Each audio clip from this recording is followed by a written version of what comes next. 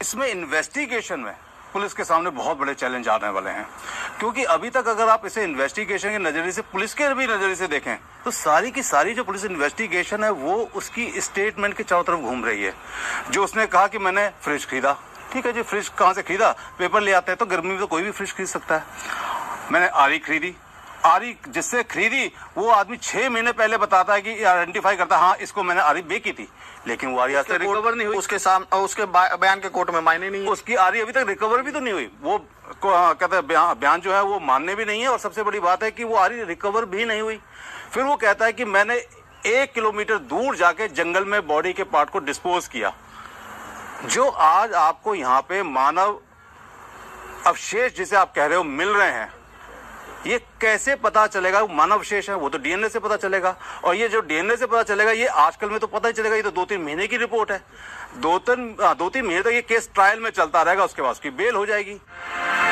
इसलिए पुलिस श्रद्धा के कटे सिर को तलाश रही है, लेकिन सिर्फ सिर ही नहीं, पुलिस के सामने वो सबूत जुटाने की भी सबसे बड़ी चुनौती है कि आखिर कैसे आफ्ताब ने रात को 2 बजे श्रद्धा के शरीर को जंगल तक पहुंचाया। और उसमें सबसे ज्यादा मददगार साबित हो सकता है आफ्ताब के मोबाइल का नेटवर्क।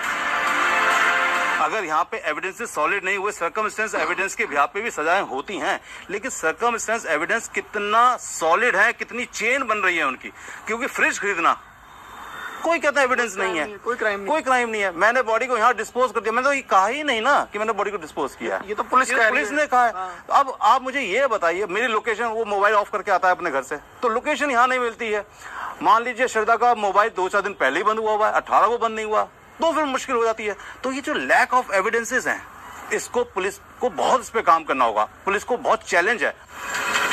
दिल दहला देने वाले श्रद्धा हत्याकांड में न लाश है, न कोई मेडिको लीगल केस, न कोई पोस्टमार्टम रिपोर्ट है। अब सवाल यह है कि जब पुलिस को मौकाए वारदात से न कोई नमूने मिले हैं, न ही लाश है, तो फिर किस तरह का साइंटिफिक इन्वेस्टिगेशन किया जाएगा? वो बॉडी के पार्ट को पॉलिथीन के साथ नहीं फेंकता है, ये उसकी स्टेटमेंट है। हमें नहीं पता कि उसने एग्जैक्टली ये स्टेटमेंट दी है, लेकिन जो सुनने में आया है कि वो बॉडी के पार्ट्स लेके आता था पॉलिथीन के अंदर, पॉलिथीन में से बॉडी के पार्ट्स यहाँ फेंकता था और पॉलिथीन को कहीं और फेंकता था। अब इससे क्या होगा कि पॉलिथीन तो गलती नहीं है, अगर उसके अंदर पार्ट होते तो कहीं ना कहीं रिकवर होने के चांस ज्यादा थे, लेकिन जब उसने उसको रिकवर पॉलिथीन को हटा दिया और बॉडी के पार्ट्स को यहाँ फेंक दिया, तो उस कंडीशन में वो जो पार्ट हैं वो जानवरों में अगर खाली होंगे तो ये कैसे प्रूफ होगा कि वो श्रद्धा के पार्ट हैं? तो श्रद्धा, वो तो कहते हैं आपका डीएनए रिपोर्ट आएगी, तो ये बहुत मुश्किल है केस। कहते हैं इतना आसान नहीं होगा। आज हम कुछ भी कहें, चाहे हम कोई कैसा भी ट्रायल चला लें कि उसके खिलाफ सारे एविडेंस हैं, उसने मान लिया, हमारे ही देश के अंदर लैक ऑफ एविडेंसेस के बिहाफ पर क्रिमिनल्स हमेशा बरी होते हैं। दिल्ली पुलिस के सामने कई चुनौती हैं, जिनसे निपटने और सबूत जुटाने के बाद ही कातिल आफ्ताब को उसके गुनाह की सजा दिलाई जा सकेगी।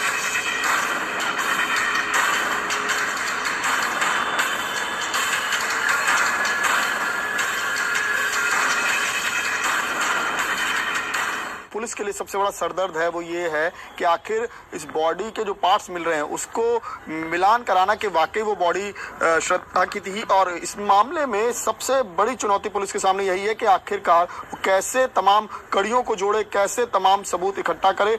पुलिस ने अरेस्टिंग तो कर ली, लेकिन अब सबसे बड़ा चैलेंज यही है कि किस तरीके से आफ्ताब को इसके किए की सजा दिलाए। कैमरा विनाश के साथ विमल कौशिक, न्यूज़ 24 दिल्ली।